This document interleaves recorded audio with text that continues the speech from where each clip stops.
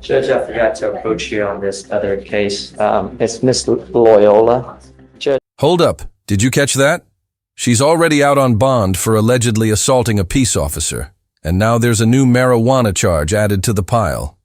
This courtroom isn't just handling minor infractions. It's turning into a legal balancing act with some serious charges in the mix. And let's be clear, being out on bond is like probation light. If you slip up, judges don't tend to go easy on you.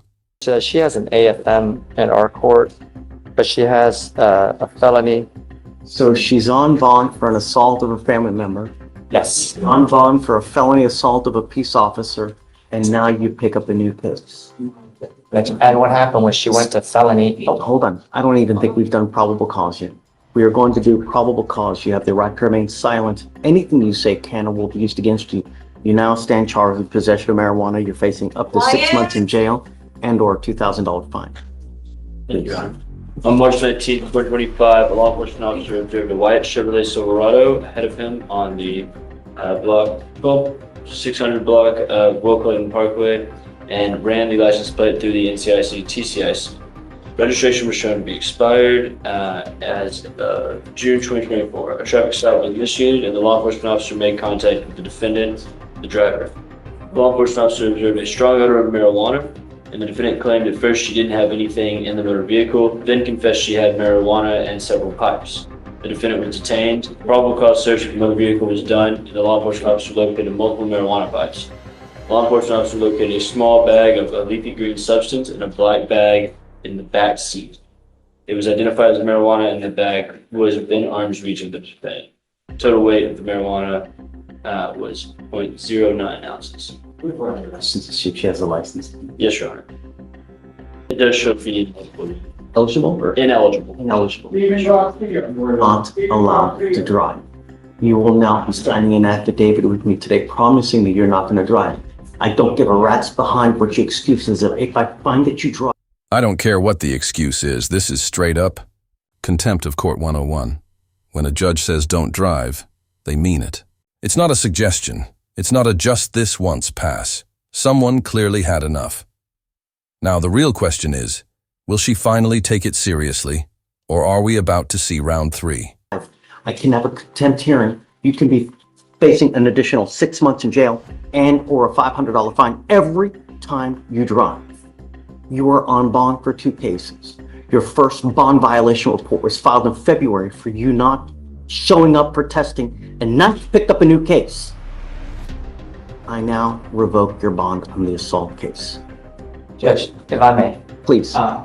She went to felony court, and she was also revoked there. She just spent probably 4 or 5 days there. Is that right? And she's out here, so. The day that missed was I was in jail for a traffic ticket and a big call. I don't know if you heard that, Judge, but the day that she missed court here the first time. No, I never missed the You missed it, that's right. She actually had texted me and she got taken into custody because of a traffic ticket. I have all that. So she was actually on her way to the testing and got picked over, and therefore she couldn't continue to make it there. So she's already been punished for bond revocation on the felony court, which she spent 5 days in jail last week. When did you get out on that? Saturday. Saturdays. And so if we take her in, I know you have every right to, Judge. It seems to me like it's kind of like a double whammy for her, especially for the fact that for that first BVR, she did honestly try to make an attempt to get there. I have the phone records for that, Judge. When someone tells me something and they repeatedly fail to recognize. You can feel the judge's frustration. Boiling over, this isn't just a warning, it's a full-blown reality check. In one ear and out the other. At this point, the court isn't buying excuses. It's all about the pattern. Skip court, break bond conditions, and just like that, trust and bond gets yanked. The conditions that we set forth, for me, it goes in one ear and it goes out the other ear. You telling me something is, when you get out the doors, you still do whatever the hell you want to do without regard to bond conditions in this court. I'm now revoking your bond. She goes with you. Well, hold on. I need you to sign this affidavit so she's not going to drive. And then she goes with you. I'm sorry, Can John, I- but it's just one thing after the other. Just Do you want to go ahead and issue a new bond, or can I revisit you in about an hour to figure out what we want to do, Judge? Sure. You want to do it that way? Okay. Shh. Keep it down, we got a plea? Huh? She went to court 16. She did? Oh, well, we have to wait till Mr. Well, hold on a second. You really want to do a probation with Mr. Proctor? That's what he said, Judge. You couldn't even stay out of trouble while you're on bond. Why do you actually think that you can make a probation? Yeah, I've heard that before. How many times have I heard that before? How many bond violations have we had, Mr. Proctor? You know, you can lie to me, but you can't lie to yourself. You know, if you think you repeatedly fail to appear for court, you repeatedly fail to comply with bond conditions. How on earth? Oof, mic drop moment. The judge doesn't hold back. If you can't show up to court once a month, how are you going to survive 12 months of probation? This isn't some slap on the wrist. Probation is strict, structured, and long. And with multiple violations already, that tired I'll do better speech just isn't cutting it anymore. Do you think that you're going to be able to make probation where you have to do classes, you have to remain clean, you have to report once a month? You can't even report to court once a month. How are you going to do this for 12 months? History says otherwise, Mr. Proctor. Can we do a TRAS on you? Before I do anything, I don't know how to go forward with him. And I think that probably the best way to see is to have Mr. Proctor evaluated to see what conditions and what is the appropriate way to go forward, because I have no idea what's going on in your life. I have no idea what you have, and we don't want to see you fail, Mr. Proctor. We want you to leave better than you came. But just doing this right here, it's just throwing you out there to the wolves. I mean, if you really think that this is the appropriate way, you can even, while you're on bond, for a couple months, stay out. Before, I would like to have him evaluated. So what we do is we have clinicians available that can interview you, talk to you about you, what's going on with your life, what has been happening with you, how everything has transpired and how we've gotten here to this point, and to see what's the best way that we go forward. Do we need a treatment plan? Do we need inpatient treatment? Is it sufficient to do out? I don't know. But I'm not ready to do this just yet. I think that we need to have the TRAS to see how we go forward. Let's see what they say. And then at that point, you want to court reporter regardless, right? Oh, no, sir, no, sir. We will respectfully honor the request by the court. It doesn't have to take long. I can expedite it so we can have everything done within the next couple days. We're not talking weeks. We're not talking, so we can have everything done quick. Because I don't want you to just sit there and languish. But I need to know how to go forward. And this, I don't think that this is the appropriate way. If they say after we have you evaluated, if they say and they give the blessing, then I'm all for it. I want to do what they advise because they know best. Every time I have someone TRAS'd and I deviate from it, we pay dearly. So that's why I trust them to give us the best advice as how to go forward. All right? Give me a couple days. Let me get the TRAS done. We can come back and then we'll go forward. Okay? Thank you, Judge. Thank you. I just want to make sure I have the rest of my notes. So we're just going to wait for TRAS before we do the play. Right.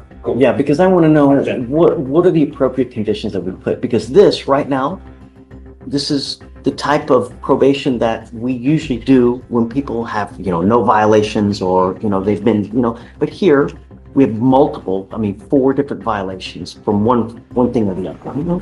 So that's why. Thank you, Thanks. Judge. Okay. Yes, sir. Thank you all.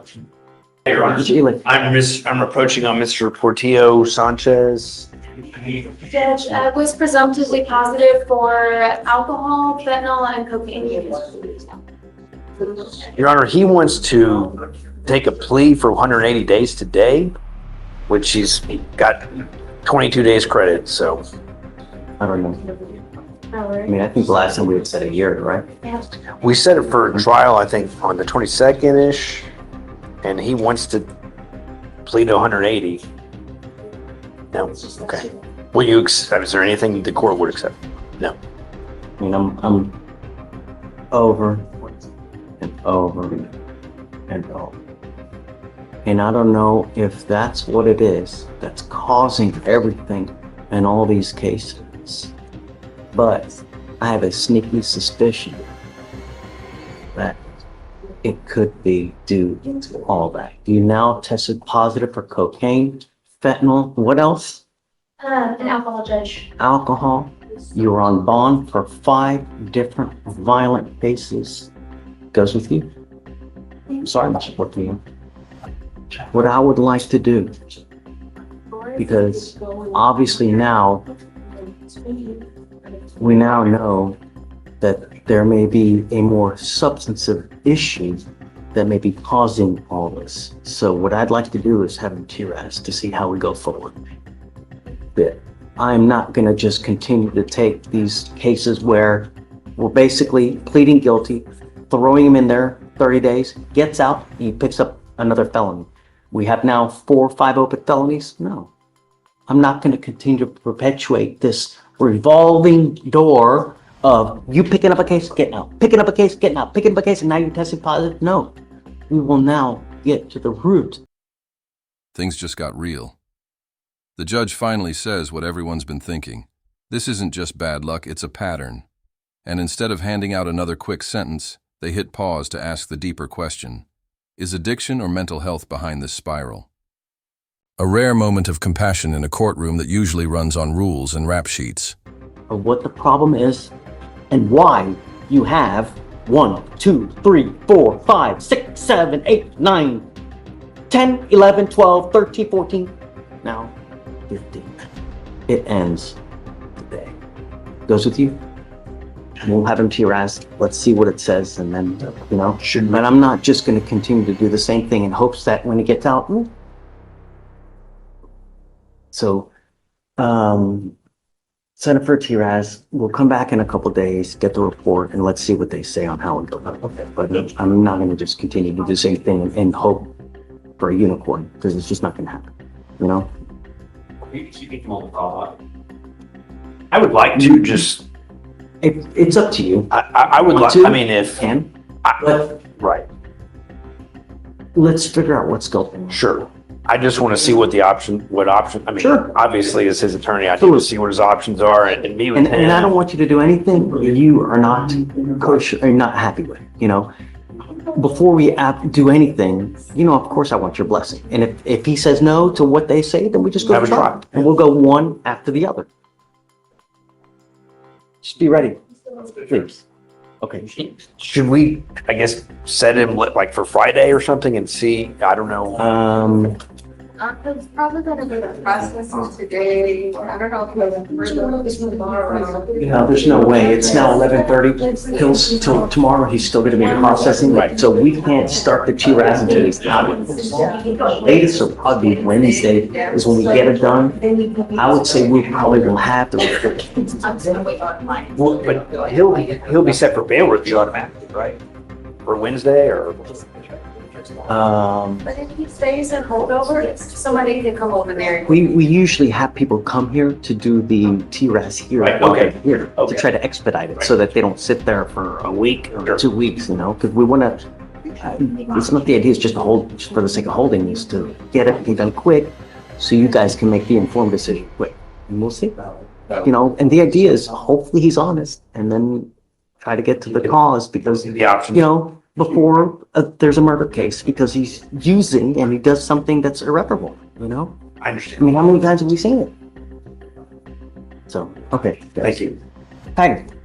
Mr. Mayor Rich, Sorry, Judge, I just have, Man, I'm terrible. I'm in this death penalty capital, so I just don't. still? Yes, Your Honor. We're 2 out of 3 weeks. I just have 4 minutes left on my bathroom break. Mr. Thomas tested, it looks like his marijuana levels are going down, but he did test positive for alcohol. I Talk talked, to Mr. Thomas. he's present, Judge. Not only have I reinstated his bond once already, but now we're working a second bond violation for it. What do I need to do to get your attention, Mr. Thomas?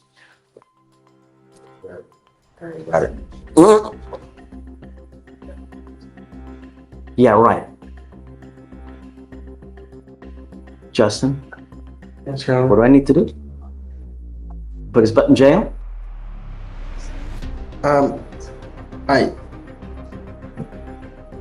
I think we've been in felony court this morning, so I don't want you to think he wasn't here. He was. I don't care He was about great. I care about him continuing to use and continuing to do whatever the hell he wants to do without regard to bond conditions. You do what you want to do.